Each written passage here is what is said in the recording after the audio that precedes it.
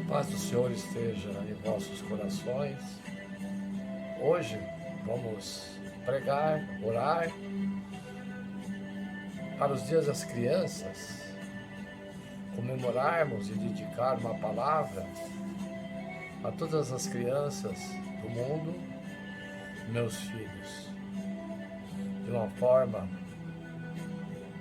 de dar a eles alegria e paz no coração, que o sangue de Jesus, que remeu nossos pecados, desça sobre nós, nesse momento, para nós comemorarmos o Dia da Criança e pedir a bênção do Deus Pai Todo-Poderoso, Criador do céu e da terra, que nos abençoe e nos dê força para podermos dar alegria às crianças, para que elas tenham um crescimento saudável, cheio de vitalidade, para a honra e glória do Senhor.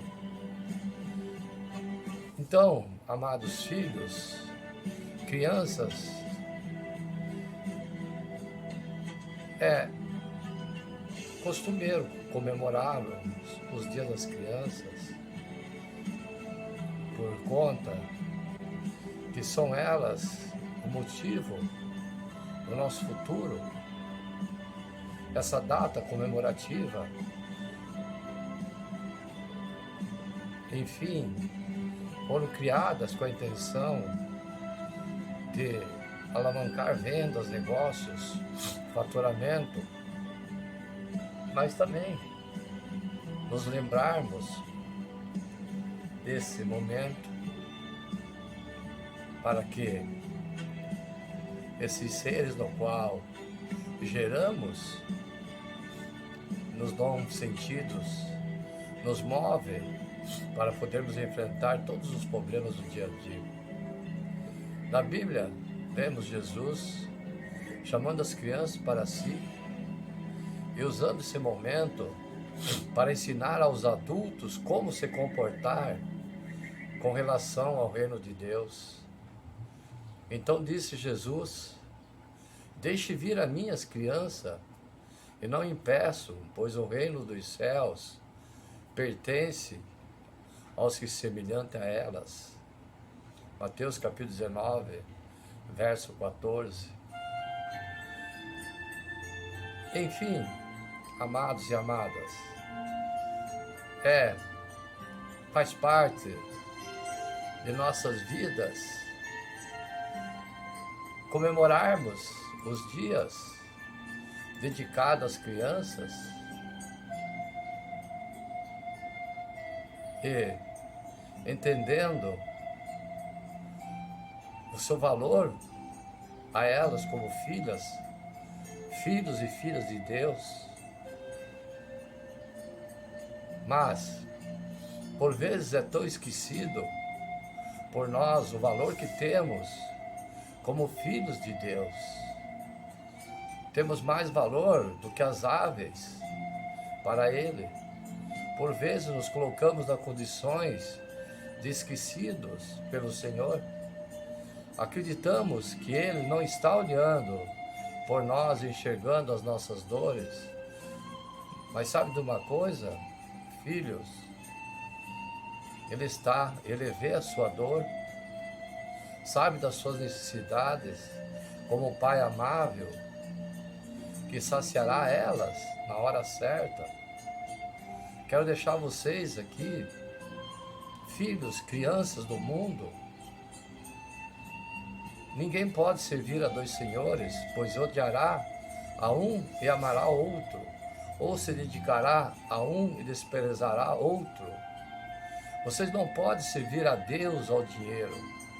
Portanto, eu lhes digo, não se preocupem com suas próprias vidas, quanto ao beber, ao comer, nem com os próprios corpos, quanto ao se vestir. Não é na vida o mais importante que a comida, e o corpo mais importante do que a roupa? Observe as aves dos céus, não semeiam, nem colhem, nem armazenam em seus celeiros, contudo o Pai Celestial as alimenta. Não tem vocês muito mais valor do que elas? Quem de vocês, por mais que se preocupe, pode acrescentar uma hora que seja em sua vida? Porque vocês se preocupam com roupas? Veja como crescem os lírios do campo. Eles não trabalham nem tecem. Contudo, eu lhes digo que nem Salomão, em todo o seu esplendor, vestiu-se como um deles. Se Deus veste assim a erva do campo, que hoje existe e amanhã é lançada ao fogo, não vestirá muito mais a vocês, homens de pequena fé. Portanto, não se preocupem dizendo que vamos comer, que vamos beber ou que vamos vestir, pois os pagãos é que correm atrás dessas coisas, mas o Pai Celestial sabe que vocês precisam delas. Busque, pois, em primeiro lugar o reino de Deus, a sua justiça, e todas essas coisas lhes serão acrescentadas. Portanto, não se preocupe com o amanhã, pois o amanhã preocupará consigo mesmo. Basta a cada dia o seu próprio mal. Mateus capítulo 6, verso 24 e 34. Lembrando, filhos, crianças no mundo, que vamos orar juntamente com quem está nesse momento ouvindo a palavra. Quiser me acompanhar, amados, será um prazer. Se não, fale da sua forma a Deus. Amado Deus, graça te dou por tudo que tens feito e que ainda vais fazer. Hoje eu oro juntamente com meus filhos, minha família, as crianças do mundo, com família ou sem família, reconhecendo ser amado por vós, todos nós, que amas de maneira perfeita, que cuida de nós nos mínimos detalhes, mesmo quando não vejo o seu agir, ou não vemos o seu agir, ali está o Senhor, agindo nas adversidades, e quando tudo está bem, também está conosco, cuidando do presente e do que vem adiante. Nem sempre reconhecemos seu agir em nossas vidas, e me lembro,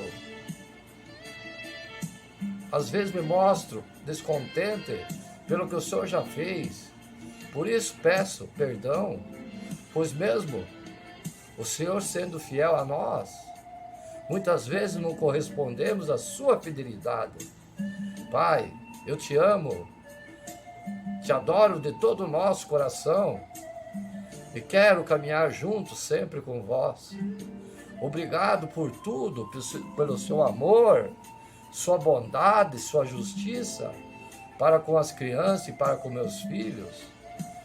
Pai, tu conheces as nossas necessidades, sabe das nossas dores, das minhas dores. Mesmo assim, trago elas até vós e peço por sua intervenção em cada uma dessas questões. Peço nesse momento, clamo a vós pelas crianças do mundo perdidas, sem teto, sem pão, sem família, pelos meus 4.500 filhos deficientes mentais que estão no mundo à espera para vir até nossos braços. Meu Deus, teu poder e tua glória e tua honra sejam dados a vós para sempre. É o nosso desejo de seus fiéis filhos que nesse momento clama pelos filhos que estão abandonados no mundo, os 4.500 filhos. Estamos passando, sim, amado Pai, por provações, mas com fé. Nesse mundo tereis aflições, disse Jesus em João, capítulo 16, verso 33, mas no mesmo versículo ele também diz, mas tende bom ânimo, eu venci o mundo. Todos os que estão vivos enfrentam dificuldade, pois vivemos em um mundo caído, pelo pecado, cheio de ambição, luxúria, poder. Toda a humanidade sofre. Todos nós sofremos e passamos por provações. Quando dificuldades surgem em nossas vidas, fazemos tudo o que está ao nosso alcance para literalmente nos livrarmos desses males. Inclusive pedimos a Deus para nos livrar das adversidades que enfrentamos. E não somente isso, mas também nos gloriamos nas tribulações, sabendo que a tribulação produz a paciência. E a paciência produz a experiência. E a experiência produz a esperança. E a esperança não traz confusão, porquanto o amor de Deus está derramado em nossos corações pelo Espírito Santo que nos foi dado. Romanos capítulo 5, verso 3 e 5. Isso é totalmente compreensível. Não queremos sofrer. Todos buscamos uma vida plena, livre de instabilidades. No entanto, há tantas coisas que Deus quer fazer em nós e através de nós por meio de provações que enfrentamos. Lógico, longe de mim querer romantizar as provações, e digo isso com experiência curta, mas intensa nessa terra, de quem já enfrentou muitas dificuldades, muitas situações difíceis, fome, sem teto, enfim, morando às vezes sozinho até na rua. E sabemos que todas as coisas contribuem juntamente para o bem daqueles que amam a Deus, daqueles que são chamados segundo o seu propósito. Romanos capítulo 8, verso 28. Nada disso foi fácil, e às vezes até eu questionei, onde está meu pai nesse momento? Ainda hoje eu questiono, porque eu estou passando por adversidades, estou passando, e ainda não obtive resposta. Poder falar do seu amor e de sua glória, pois em tudo isso Deus me sustenta com essas dificuldades, me dá a solução para tudo. Quando perdi meus pais, achei que não tinha mais esperança para mim, mas eu tive, oh Deus, que estendeu a mão e me dirigiu para o caminho do bem. Até hoje, quem não se separará do amor de Cristo? A tribulação, ou a angústia, ou a perseguição, ou a fome, ou a nudez, ou o perigo, ou a espada.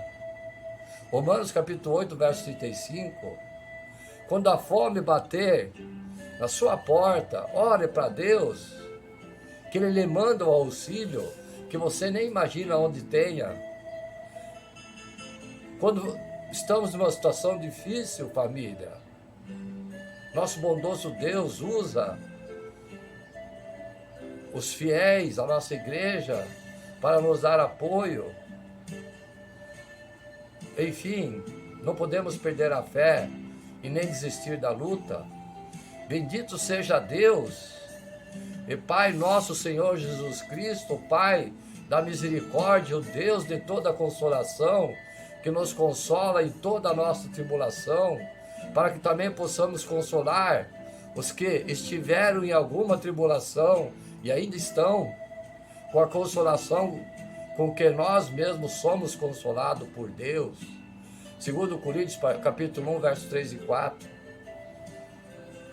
Quero deixar aqui um texto a vocês, gravado em vossos corações, porque a nossa leve e momentânea tribulação produz para nós um peso eterno de glória muito excelente, não atentando nós nas coisas que se veem, mas nas que se não veem, porque as que se veem são temporais, e as que não se veem são eternas.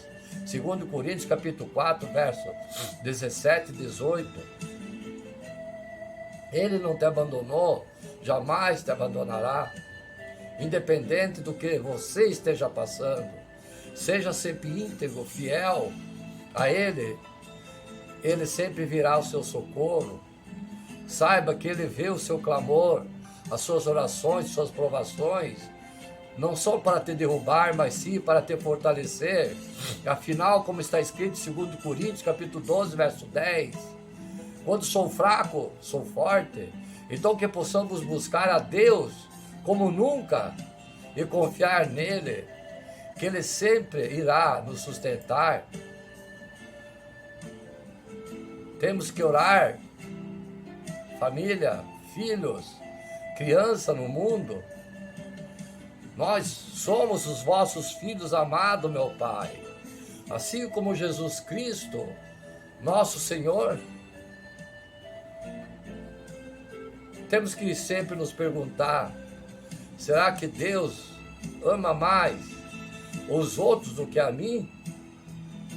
Isso nós nos perguntamos sempre, pois sempre queremos ser o primeiro de todos. Será que Deus tem filhos favoritos? Temos que ser sempre os filhos e provar a nossa fé perante o nosso Pai, pois Ele não tem filhos favoritos, não. Ele tem sim seus filhos que o amam. Tem aquele sim que tem uma fé mais ardorosa. Nós nos questionamos sim, somos humanos, mortais. Talvez nos momentos de dificuldade que passamos, nós interpelamos a Deus. Será que o outro irmão merece mais do que eu? Eu estou fazendo tudo certo, mas o Senhor não está recompensando como a gente espera. A vida dos seus irmãos na fé pode ter parecido melhor na sua mente, mais emocionante, como se Deus tivesse um favoritismo por eles. Então, será que Deus tem filhos favoritos, irmãos, irmãs, filhos, crianças? Será que eu sou um deles? Você é um deles? Vamos nessa pregação de hoje, nesse momento, ver o favoritismo de Deus. Porque Deus amou o mundo de tal maneira que deu seu Filho unigênito, para que todo aquele que nele crê não pereça, mas tenha vida eterna. João capítulo 3, verso 16. Essas palavras, quando a gente lê, do favoritismo de Deus, um ao lado da outra, me soa muito estranho. Você também não acha? Família, afinal, Deus é justo em sua justiça? Teria preferência entre seus filhos? Também gostaria de refletir sobre a passagem que ora estamos pregando. Nosso Senhor deu seu Filho único, primogênito, não por uma ou duas pessoas, mas para todo aquele que nele crê. Por causa do seu amor, Ele entregou toda a possibilidade de salvação mediante a fé no seu Filho. Todos podemos desfrutar do amor dele. Para isso, não quer dizer que não passaremos por provações. Como Pai, Ele sabe o que é melhor para nós, o que nos afastaria dele, ou nos tornaria mais orgulhosos e cheios de nós mesmos. Ele sabe, inclusive, qual a provação que nos tornará mais maduros e íntegros. A atitude de ver o outro conquistar algo que nos sentimos inferiores, inclusive mostra que não deveríamos receber aquilo que ele recebeu, pois ainda temos um coração, às vezes, descontente e ingrato. Deus não faz acepção de pessoas, filhos, crianças. E abrindo a porta, e abrindo Pedro a boca, disse: reconheço por verdade que Deus não faz acepção de pessoas, mas que lhe é agradável aquele que, em qualquer nação, o teme e o faz justo, o que é justo.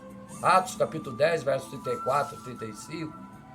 Deus não faz acepção de pessoas, Ele não discrimina os seus filhos, Ele ama todos eles da mesma forma, porém, cada um escolhe ser o que quer ou não quer viver nesse amor, cada um escolhe o seu caminho.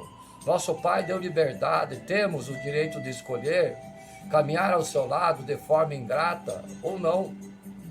Não existem os filhos prediletos, mas sim os filhos que escolheram amar a Deus como Ele é e nos amou, que confiam, entregam e decidem morrer para o mundo e viver somente para a honra e glória em nome dEle.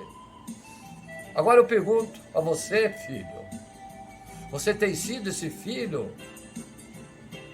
Ou você ainda é filho pirracento, ingrato, que não consegue viver para Cristo? Coloca dificuldade em tudo, não abandona o pecado, deixa de ler, ouvir, participar de coisas que edificam e fazem ter mais intimidade com o Pai, e tenha sido identificado um filho piracento e tudo que pode dizer